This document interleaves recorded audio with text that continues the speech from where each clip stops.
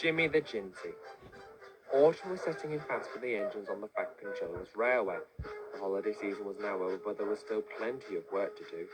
So much so that some of the engines were struggling. Thomas's branch line was very busy. Harvesting kept the engines toing and throwing from quiet little farms and villages to market. Timetables were changed to let neighbours from the quarry to be let through with their stone train, and Percy was often called away to help shunt trucks in the yards on the main line. To make matters worse, the falling leaves caused trouble on the line, and this made passenger trains late. Passengers started saying what a bad railway it was, and soon more and more passengers decided to go by Bertie the bus. Thomas was most upset. If this gets any worse, my branch line may have to close, sobbed Thomas. I'm sure the Fat Controller would never let that happen, soothed Toby. Toby had been in exactly the same position before he came to Sodor, and the Fat Controller had thrown him a lifeline. The next day, Percy was needed again at the yard, but Toby quickly asked if he could go instead. Please, he asked. Percy's much stronger than me.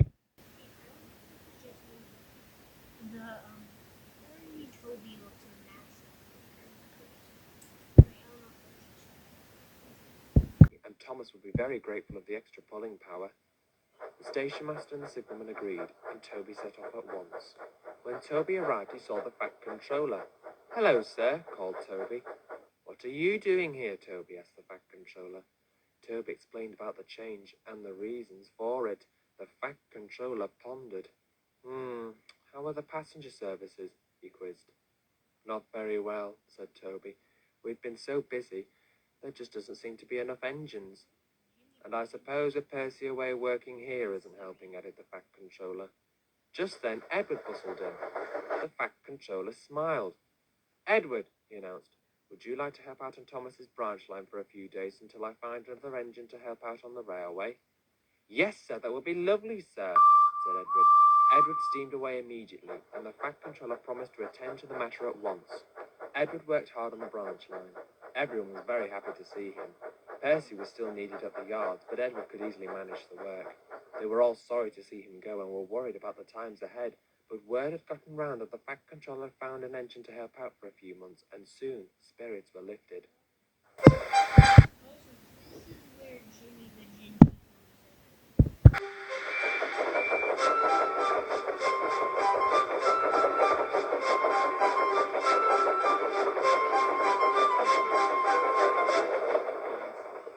Percy was shunting in the yards when the Fat Controller arrived. He stood waiting for a few minutes until in the distance was an engine. Percy whistled excitedly. Backing towards him was a black tank engine. He had a tall chimney. Jimmy the Jinty. He's appeared halfway through the first episode of his own show. A big black dome and a pair of large tanks. He came to a halt next to Percy.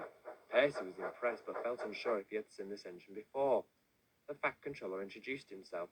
Hello, I am Sir Topham Hatt, Controller of the Railway. What is your name? He said. My name is Jimmy. I used to be called Jinty, but I do prefer to be called Jimmy, he smiled. The Fat Controller greeted him and his crew warmly and introduced him to Percy. Jimmy chuckled. We've met before. Percy was a little confused, but Jimmy explained. A long time ago, when Percy and Jinty, as it was known then, were new engines, they were in a workshop together, having the finishing touches applied to them. Just as they were complete, the Fat Controller needed an engine to help out on his railway, due to the fact Gordon, Henry and James were on strike. As we all know, Percy was chosen, and Jinty went to the Midlands. They met up again briefly when Jinty came to the railway to do some work for the engines, while they went to London to be photographed. He left again when they returned. It had been so long that Percy had forgotten him.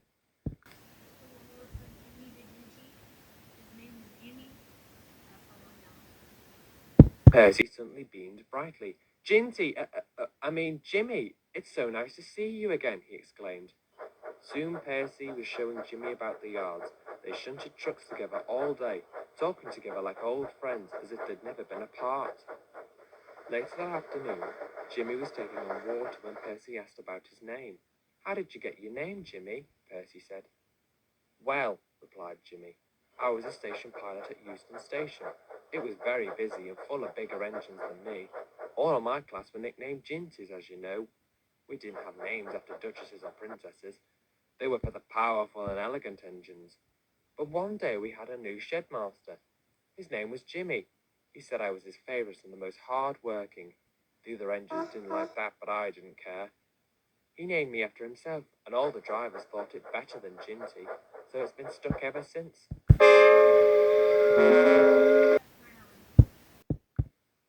Percy smiled. What a lovely story.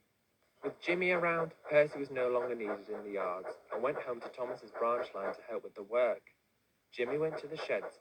He was greeted by the other engines, who were all eager to hear about his past. Please tell us about your life and what you did, pleaded the engines. Oh, I wouldn't want to bore you. I am, after all, only a tank engine, he said. The engines pleaded again, and at last Jimmy gave in, and this is the story he told them. But I mustn't tell you any more, or I shall spoil the next story.